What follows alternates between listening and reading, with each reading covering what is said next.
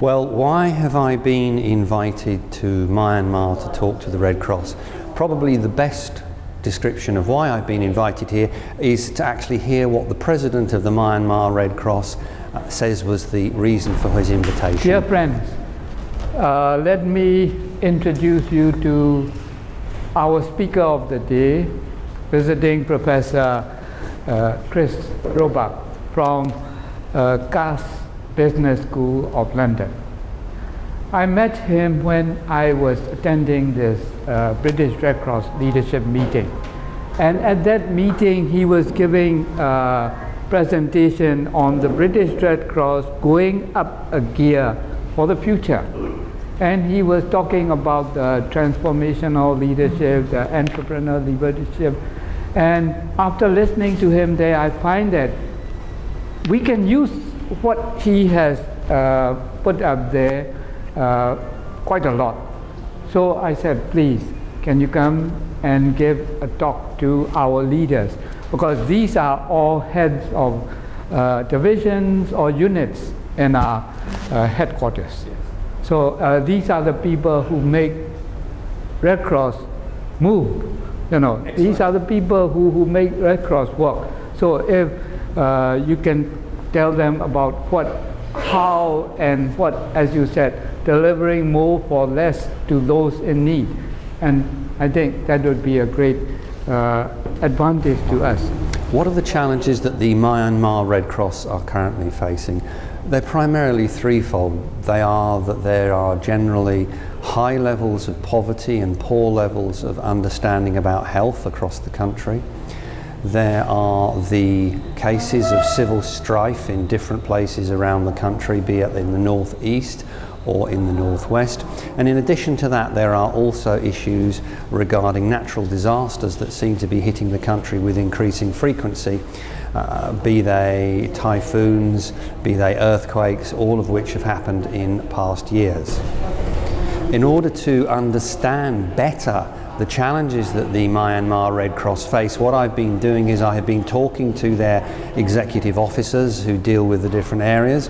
I have been trying to get an understanding of the challenges they face in terms of, for example, what's the difference between the distribution and the likelihood of people catching both malaria and dengue fever, which are different things but both mosquito-borne in different parts of the country and at different times of year, because there's a variation. So it's all of these things that affect what they have to do on a regular basis.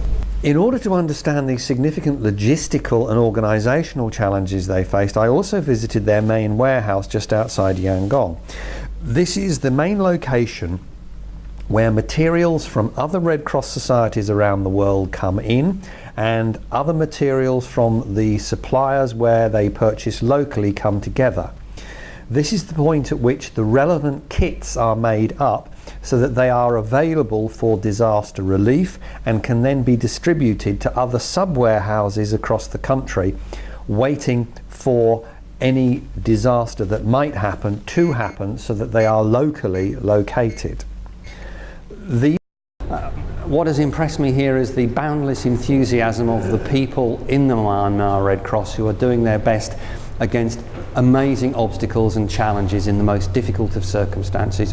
When you're dealing with earthquakes, when you're dealing with poverty, when you're dealing with natural disasters, and on top of that you have human-caused disasters, it's one of the really interesting things about what happens in this society, which I don't think definitely has an implication in terms of leadership and the way people treat each other in relation to organisations, is the fact that here what happens is that people within the society have to spend a week as a novice monk in their years from 11 to 14, and also then again they have to do the same in the period of time around 20, 21, 22. And at that period they have to do so and adhere to the full rules.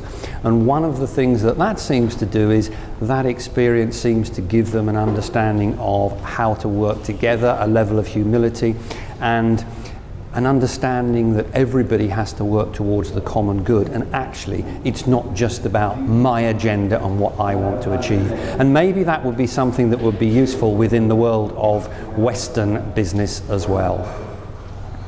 No, thank you very much, and sincerely, very, very good luck with everything you do, with the excellent work you do, and thank you for inviting me for my first ever trip to your beautiful country.